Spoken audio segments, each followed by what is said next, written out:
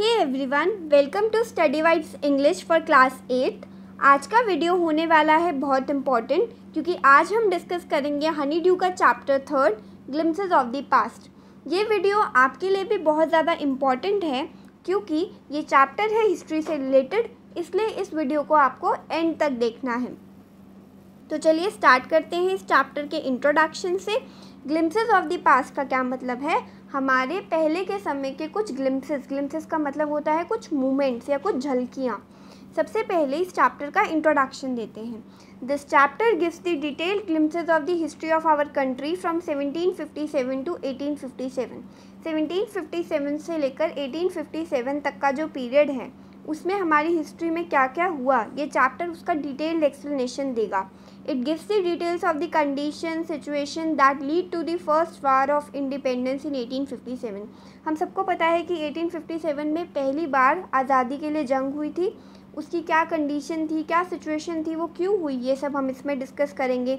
और कैसे east India company ने, जो कि एक ब्रिटिश कंपनी है, उसने हमारे यहाँ के जो रूलर्स हैं, हमारे यहाँ के जो राजा थे, उनको कैसे हराया था और कैसे अपने सुपीरियर वेपन्स का यूज़ करके, उनके पास बहुत ऐसे वेपन्स थे, बहुत ऐसे हथियार थे जो बहुत ज़्यादा उस टाइम पर मॉडर्न तरीके के थे। उन्होंने कैसे हमारे राजाओं को हराया और ब्रिटिशर्स ने कैसे अपनी ज़्यादा टेरिटरीज़ को इनलार्ज किया इंडिया में। They promoted the superstitions of Indians. उन्होंने क्या किया, इंडियंस को जो भी अंधविश्वास हुआ करते थे उनको और प्रमोट करा। उन्होंने कहा हाँ ऐसा ही होता है।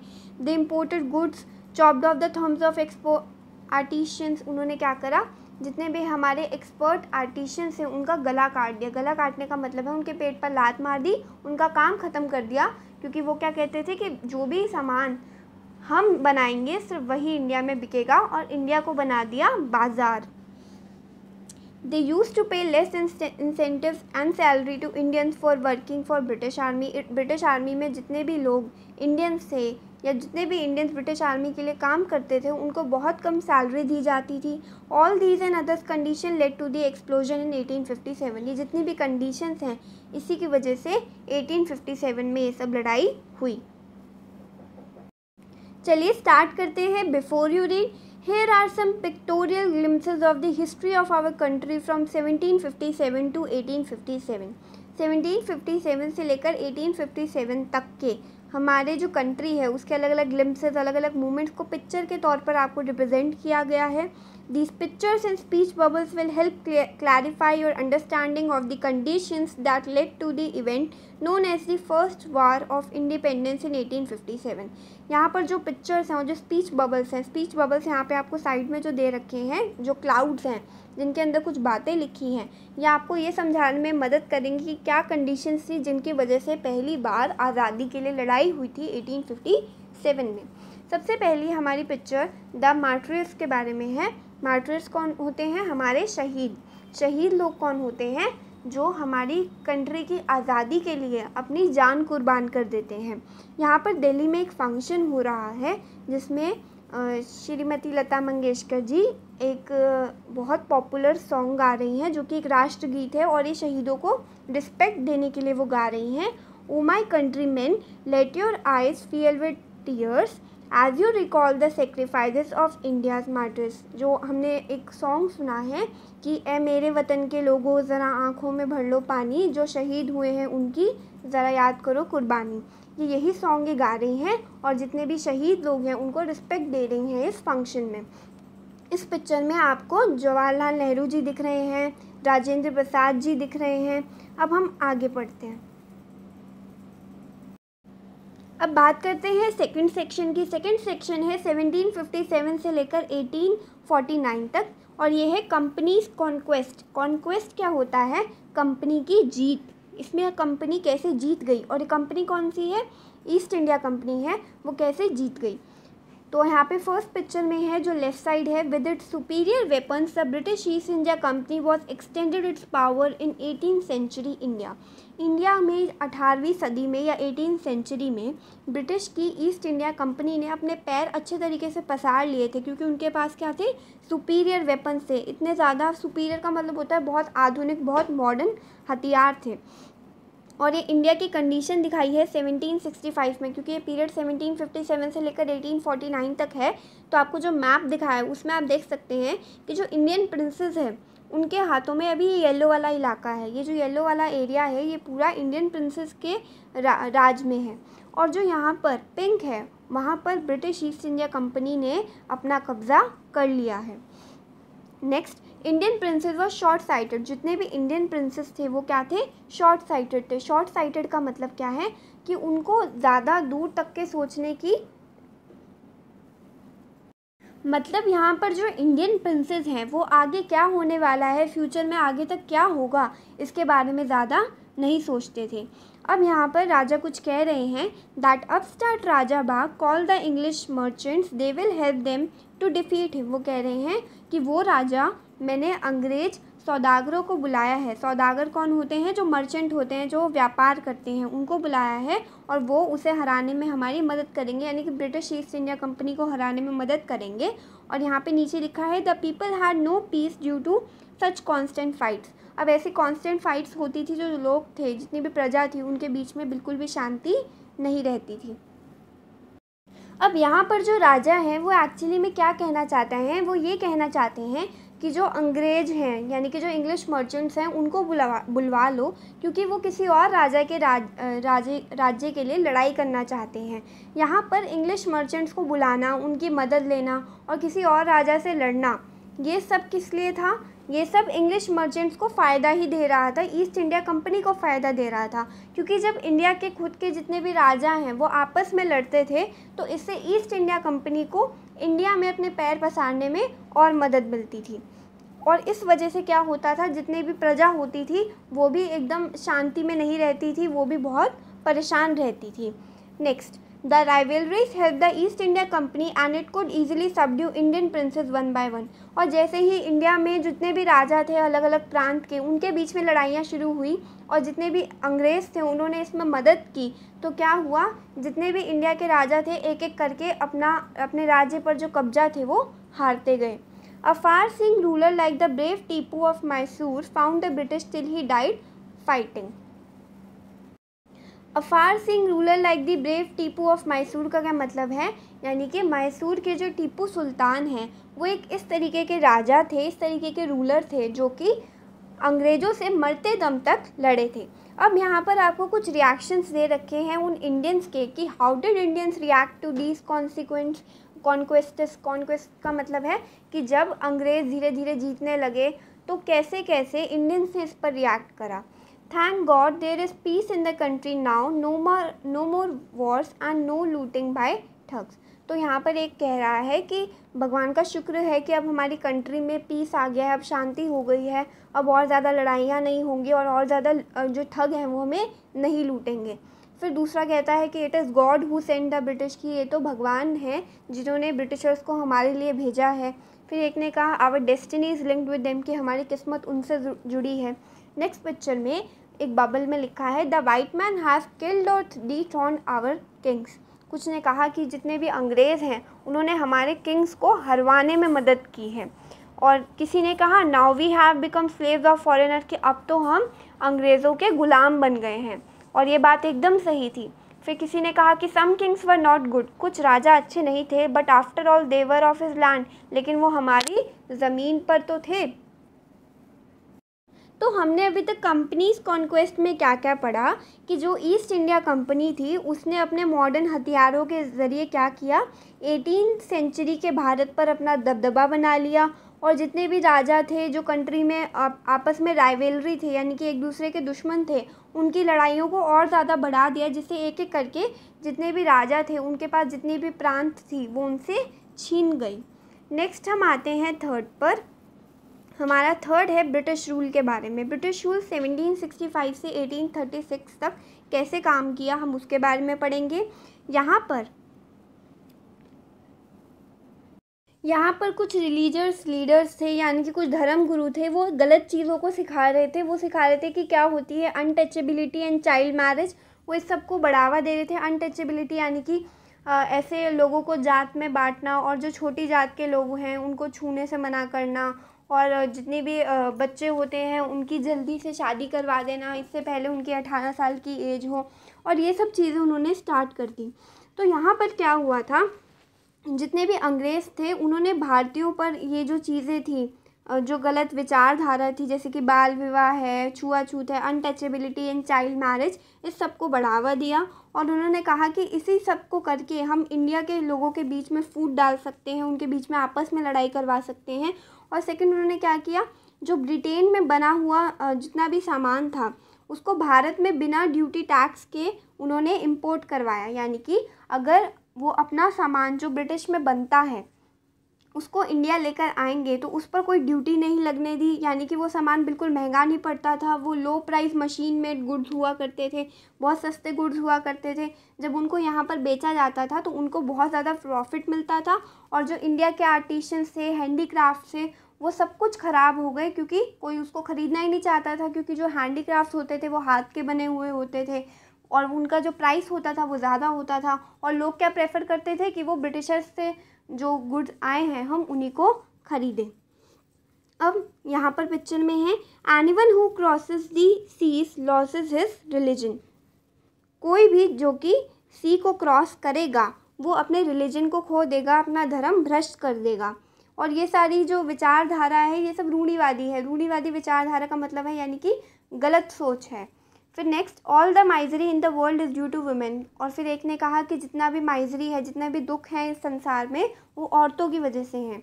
फिर next, the truth was Indians had lost self respect. कि सच तो ये है कि इंडियंस ने अपनी सेल्फ रिस्पेक्ट जो है वो खो दी है। द ब्रिटिश कॉन्ड देम, जो ब्रिटिशर्स हैं उनको पूरी तरीके से अपने ऊपर हरवा दिया है।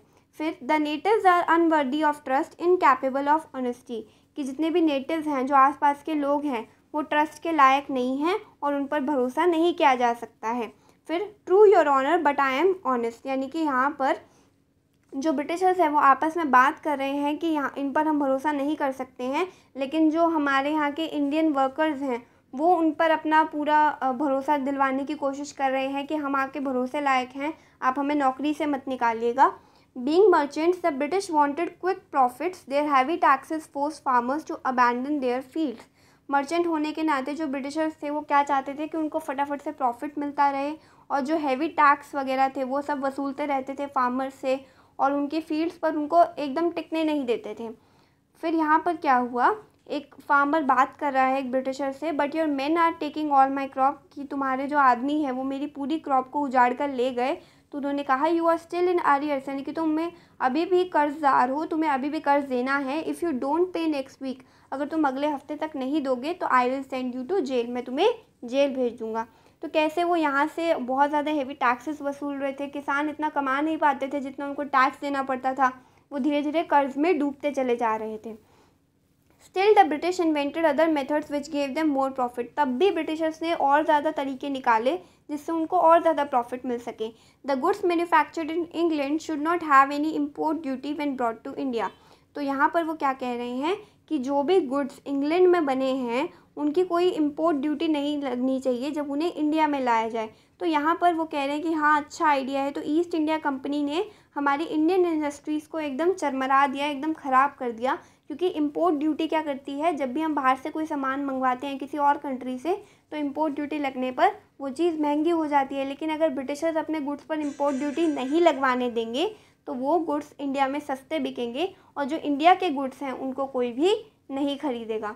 फिर next, the British policies ruined the expert artisans and their business. फिर एक वुमेन क्या कह रही हैं, और यहाँ पे एक मैन भी है, कि जो ब्रिटिशर्स ने जो पॉलिसी अपनाई है, ये जो पॉलिसी है ये यहाँ के एक्सपर्ट आर्टिशियंस हैं, यहाँ के जो कलाकार हैं उनको ख़त्म कर रही है और उनके बिजनेस को भी ख़त्म कर रही है। अब यहाँ पर तो राजा राम मोहन राय आए थे, वो समझ गए थे कि जो ब्रिटिशर्स हैं उनका क्या प्लान है, वो इंडिया को कैसे ख़त्म करना चाह रहे हैं। उन्होंने क्या किया, उन्होंने हमारे इंडिया के इंडिपेंडेंस को और प्रचार करने लगे। वो बताने लगे कि हमें अपने इंडिया को इंडिपेंडेंट बनाना होगा, हम ब्रिटिशर्स पर इतना ज़्यादा डिपेंडेंट नहीं रह सकते हैं। उन्होंने जितना भी समाज है, जितनी भी कम्युनिटीज़ हैं, उनमें जो गलत धारणाएँ थी, जो गलत सोच थी, उस सबको हटाया। उन्होंने सती प्रथा के खिलाफ़ बहुत ज़्यादा काम किया। सती प्रथा क्या होती थी कि जिस भी वुमेन का जो हस्बैंड है वो मर जाता था, उस वुमेन को भी लोग कहते थे, उसको उस ब्लेम करते हैं कि तुम्हारी गलती की वजह से उनकी डेथ हुई है, या तुम भी कुछ नहीं कर सकती, तुम्हें भी एकदम व्रत रखने पड़ेंगे, तुम भी अच्छे कपड़े नहीं पहन सकते हो, तुम्हें गंजा होना पड़ेगा, और ये सब चीज़ें जो हैं वो वुमेन से करवाते थे अगर उनके हस्बैंड की डेथ हो जाती थी। तो उन्होंने इसके खिलाफ़ बहुत ज़्यादा काम किया, उन्होंने इस सब को जो है सबका खंडन किया। तो यहाँ पे राम मोहन राय एक लर्न मैन थे फ्रॉम बंगाल, और एक पढ़े लिखे इंसान थे जिन्होंने समझ में आ गया कि कंट्री में क्या गलत है। Let us not despise our self, our Asian culture is great, कि हम अपने आप को ऐसे ख़त्म नहीं होने देना चाहते हैं, हमारा एशियन कल्चर बहुत अच्छा है, and we are capable of great achievements, हम और ज़्यादा अचीव कर सकते हैं। We must first reform our society, हमें अपनी सोसाइटी को बदलना होगा। Superstition have been ruining us, जितने भी सुपरस्टिशन है, अंधविश्वास है, ये सब हमें और ज़्यादा बर्बाद करते जा रहे हैं। उसने अपनी वाइफ उमा को क्या बताया, Cows are of different colors but the color of their milk is the same. Different teachers have different opinions but the essence of every religion is the same. कि कोई भी रिलीजन में हमें बिल्कुल भी भेदभाव नहीं करना चाहिए, जो हिंदू है, मुसलमान है, सिख है, ईसाई हैं, हमें किसी में भी भेदभाव नहीं करना चाहिए। जैसे कि काव भी अगर अलग अलग कलर की होती है लेकिन जो उनका मिल्क होता है वो तो सेम कलर का, वाइट कलर का होता है। ऐसे ही जितने भी टीचर्स हैं, जितने भी धर्म गुरु हैं, हो सकता है उनकी सोच अलग अलग हो लेकिन जो उनका मतलब है वो एक जैसा ही है। He was attracted by science and modern knowledge. वो थे अट्रैक्टेड किससे, साइंस और मॉडर्न नॉलेज से। Knowledge should be practical and scientific. वो सुपरस्टिशन से एकदम अलग थे और वो क्या कहते थे कि जो नॉलेज है वो होनी चाहिए प्रैक्टिकल और scientific. He crossed the seas and went to England to see what made the British powerful. There he told them. उन्होंने जितने भी समुद्र थे उनको भी पार किया और इंग्लैंड पहुँचे और उनको पता चला कि क्या ऐसी चीज़ है जो ब्रिटिशर्स को पावरफुल बना रही थी। और वहाँ उन्होंने क्या कहा, We accept you as rulers and you must accept as subject, but you must remember the responsibility a ruler owes to his subjects. उन्होंने ब्रिटिशर्स को कह दिया कि हमने अगर आपको अपने राजा के रूप में स्वीकार किया है तो आपको भी हमारा ध्यान रखना है, आपको भी हमें अपनी प्रजा मानना होगा, लेकिन आपको ये याद रखना होगा कि एक जो राजा होता है वो अपनी प्रजा का ध्यान रखता है और ये उसकी एकदम रिस्पॉन्सिबिलिटी भी बनती है।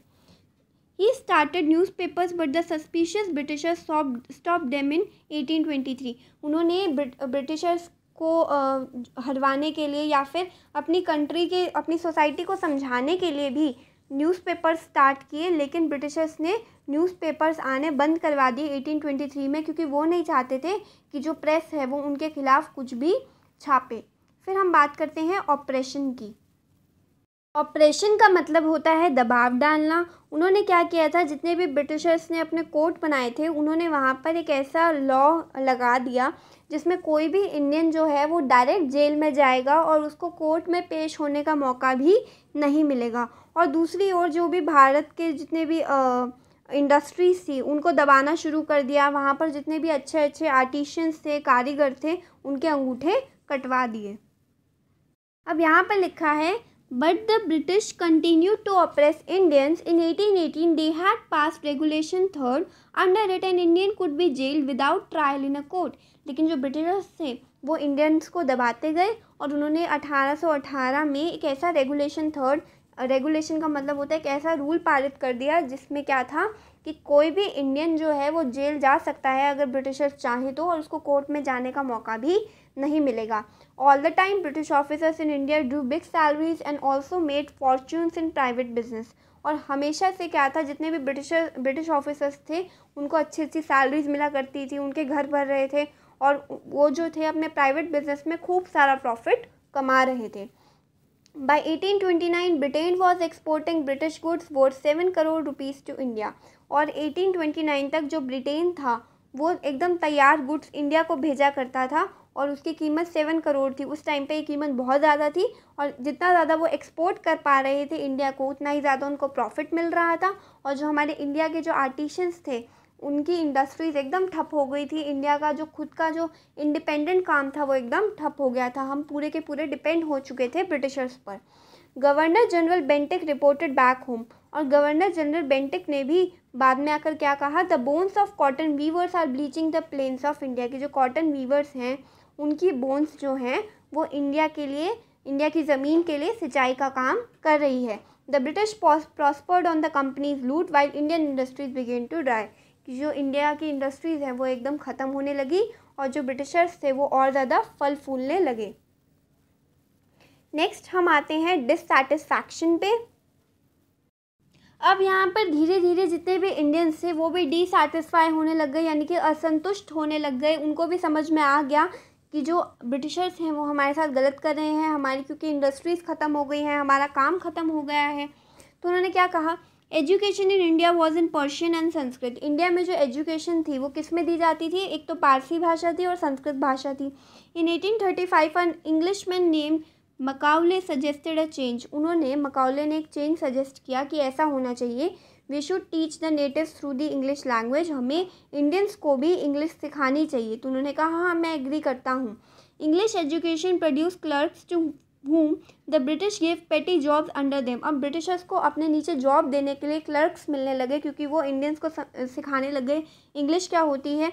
And incidentally it also produce a new generation of intellectuals, और इसी की वजह से बहुत से इंडियंस भी इंटेलिजेंट होने लगे, वो भी इंटेलेक्चुअल होने लगे।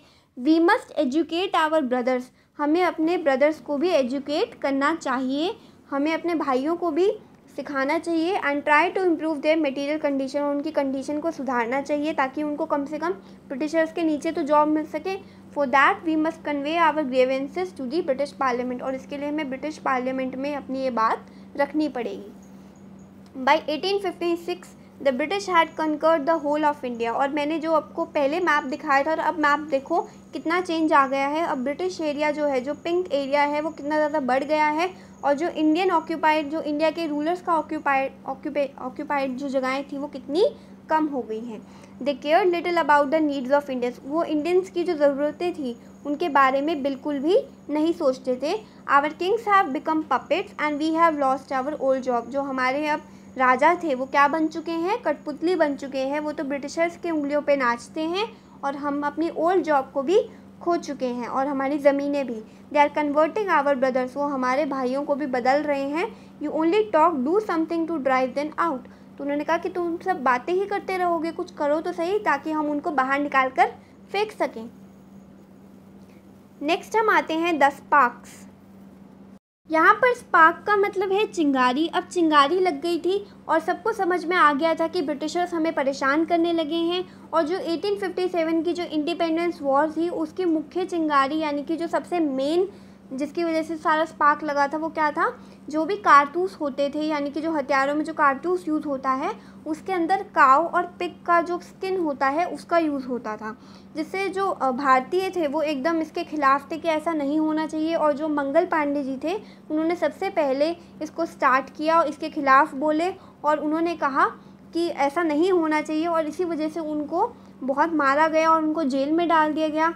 और फिर धीरे धीरे सारे इंडियंस को समझ में आने लगा कि कैसे ना कैसे करके हमें इन ब्रिटिशर्स को यहाँ से निकालना पड़ेगा। यहाँ पर जो भी टैक्सेस लगाए गए थे इंडियन फार्मर्स पर, वो जितने भी फार्मर्स थे उनको धीरे धीरे बर्बाद कर रहे थे। और बंगाल में जो संथल्स थे उन्होंने अपनी ज़मीनें खो दी थी, क्योंकि नए लैंड के रूल्स लगा दिए गए थे, और वो भी एकदम व्याकुल हो गए, एकदम डेस्परेट हो गए। उनको समझ में आ गया कि अब हमें लड़ना होगा, और 1855 में उन्होंने विरोध शुरू कर दिया और मास्कर्ड कर दिया। मास्कर्ड का मतलब होता है मार देना। जितने भी यूरोपियंस थे उनको मारना शुरू कर दिया, उनका कत्लेआम मचा दिया, और जितने भी उनके सपोर्टर्स थे, उनके समर्थक थे, उनको भी मारना शुरू कर दिया। Discontent was brewing in the East India Company army too, फिर ईस्ट इंडिया कंपनी की आर्मी जिसमें बहुत से इंडियंस भी थे उनको भी समझ में आने लग गया कि उनके साथ गलत हो रहा है, उनके बीच में भी मतभेद शुरू हो गया। The white soldier gets huge pay mansions to live in servants, तो यहाँ पे बताया जा रहा है कि जो वाइट सोल्जर्स हैं, जो यहाँ पर अंग्रेजी सेना है, जो सेना में जितने भी अंग्रेज़ हैं उनको तो ज़्यादा सैलरी मिलती है, बड़े बड़े घर मिलते हैं, उनके तो नौकर चाकर भी होते हैं। While we get a pittance and a slow promotion, जबकि हमें तो बहुत कम सैलरी और हमारी तो प्रमोशन भी नहीं होती। The Angrez ask us to cross the sea which is against our religion, अंग्रेज़ हमें कहते हैं कि तुम्हें समुद्र पार जाना है, जो कि हमारे रिलीजन के एकदम खिलाफ है। और who is the topi wala to abolish our age old custom, ये टोपी वाला होता कौन है जो हमारे पुराने कस्टम्स को, हमारे पुराने रिवाजों को ख़राब करे। तो we must drive out the Angrez, हमें तो अंग्रेज़ों को बाहर निकालना ही होगा। सिपाही Mangal Pandey attack the adjutant of his regiment and was executed. उनको वहाँ से बाहर निकाल दिया गया सिपाही मंगल पांडे को, क्योंकि उन्होंने अपने एडजुटेंट जो होते हैं उनको रेजिमेंट से बाहर निकाल दिया था। थाउजेंड ऑफ अदर सिपाहीज रिवोल्टेड, बहुत सारे और भी जो सिपाही थे उन्होंने भी क्या किया, विद्रोह किया। दे वर स्ट्रिप्ड ऑफ देयर यूनिफॉर्म्स, उनको भी उनकी जो नौकरी थी उसे सस्पेंड कर दिया गया, निकाल दिया गया।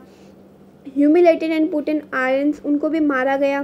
Few English man had care to understand Indian customs और दी पीपल्स माइंड, लेकिन कुछ ही ऐसे अंग्रेज थे जो समझ पा रहे थे कि इंडिया क्या चाहता है और लोगों के दिमाग में क्या चल रहा है। O proud Brahmin soldiers, do you know that the grease on the bullet you have to bite is made from the fat of cows and pigs.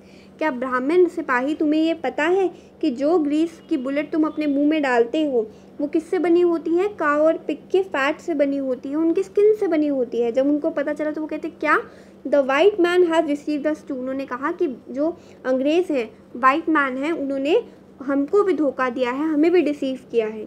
Soon chapatis were sent from village to tell the people that their emperor would want their services. फिर जितने भी राजा, बचे कुचे राजा थे जो चाहते थे कि हम इस सबको बचा लें, सब कुछ वापस पालें, तो उन्होंने क्या किया, विलेजेस में रोटियां भेजने के बहाने अपने विलेज के गांव के लोगों को बताया और मांगा उनसे उनकी help. Yes all my village man will be ready, और उन्होंने कहा कि हाँ मेरे गाँव के सभी लोग भी तैयार हैं। Similarly lotus flower circulated among Indian soldiers, और इंडियन सोल्जर्स को भी सब समझा दिया गया और उनको एक नारा मिल गया कि डेथ टू द फॉरेनर्स, कि हमें फॉरेनर्स को हराना है, उन्हें मारना है। The masses give all help and shelter to the patriots, और जितने भी देशभक्त थे, जो भी इस सब के लिए लड़ाई लड़ रहे थे, जितनी भी जनता थी वो भी उनको पूरा सहारा दे रही थी।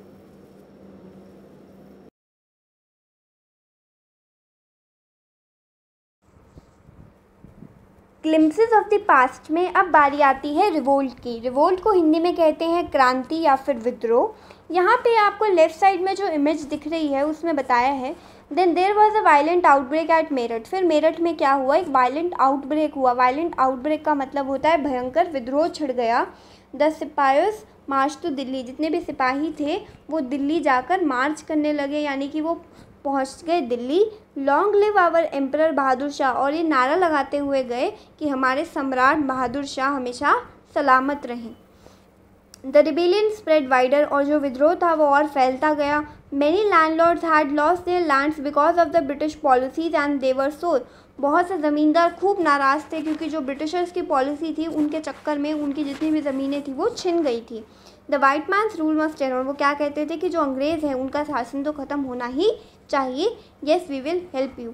तो यहाँ पे आप देख सकते हैं कि कैसे जो लैंडलॉर्ड्स थे वो भी अगेंस्ट थे अंग्रेज़ों के शासन के।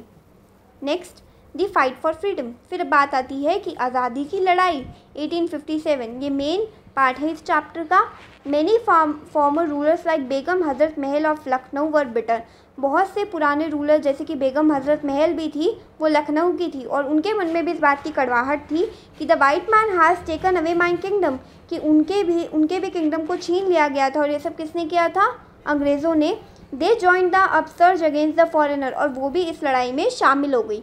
पॉपुलर लीडर्स लाइक मौलवी Ahmadullah of Faizabad told the people. Faizabad के पॉपुलर लीडर मौलवी अहमदुल्ला ने लोगों को क्या कहा कि राइस ब्रदर राइस, उठो भाइयों उठो और देखो कि अंग्रेज़ क्या कर रहे हैं, हमारी ज़मीनों को बर्बाद कर रहे हैं।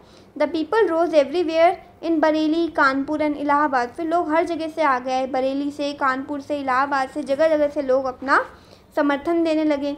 अज़ीमुल्ला खान टोल्ड तात्या टोपे। अज़ीमुल्ला खान ने तात्या टोपे को क्या कहा कि we should have Peshwa Nana Saheb as our leader in this war of independence, कि हमें बहुत एक्सपीरियंस पेशवा नाना साहेब को अपना लीडर बनाना चाहिए इस आज़ादी की लड़ाई में। The patriots pounced upon the British and the fought pitch battles all over north India. और धीरे धीरे करके आग की तरह नॉर्थ इंडिया में भी जितने भी देशभक्त थे उनका जितना भी जोश था वो पूरे अच्छे तरीके से फैल गया। 80-year-old Kunwar Singh of Bihar received a bullet in his wrist. और इसी आज़ादी की लड़ाई के दौरान 80 साल के कुंवर सिंह जो कि बिहार के थे, उनकी कलाई में गोली लग गई। Mother Ganga this is my last offering to you. और जब उनके लास्ट वर्ड्स थे वो क्या थे कि गंगा मैया ये मेरा आपके लिए आखिरी भेंट है या आखिरी गिफ्ट है। तो स्टूडेंट्स, आपने वीडियो एंड तक देखा, इसके लिए बहुत बहुत थैंक यू। आई होप आपको ये चैप्टर समझ में आ गया होगा। अगर आपको इस चैप्टर से रिलेटेड कोई भी डाउट है तो आप कमेंट सेक्शन में मुझे बताना। इस चैप्टर के क्वेश्चन आंसर्स, कॉम्प्रिहेंशन चेक और एक्सरसाइज वगैरह हम नेक्स्ट वीडियो में डिस्कस कर लेंगे, क्योंकि ये वीडियो काफ़ी लंबा हो गया है। तो प्लीज़ आप चैनल को सब्सक्राइब करें और वीडियो को लाइक करें। Thank you.